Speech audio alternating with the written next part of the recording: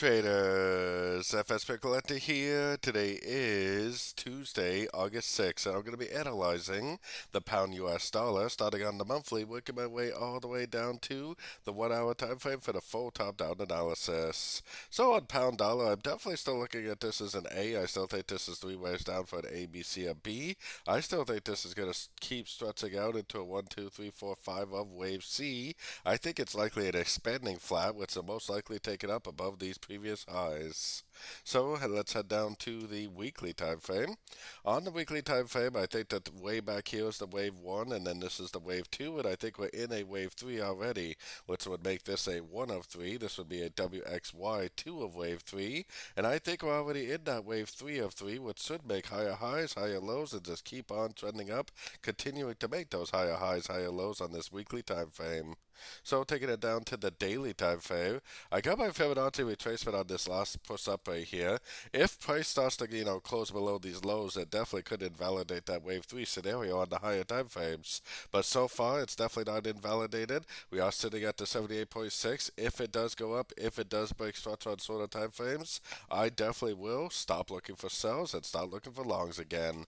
Ever since we actually broke structure way back here on the daily time frame several weeks ago, I have been looking for shorts, and I'm actually still looking for shorts right now.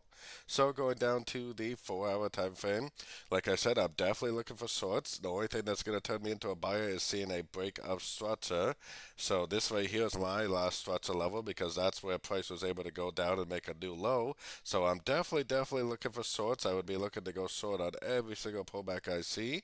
We don't really know that this is going to go up and break structure. I mean, it could go down, bounce from a fib, make another pullback and just keep on going down. Or maybe it could go down, bounce from the fib level, go back up, break structure. Either way, I don't really care, because all I'm doing is taking it one step at a time. Right now, I've been looking for shorts for several weeks now, ever since it broke structure to the downside way back here. And I will continue to look for shorts until it breaks structure back to the upside. So taking it down to the 1 hour time frame.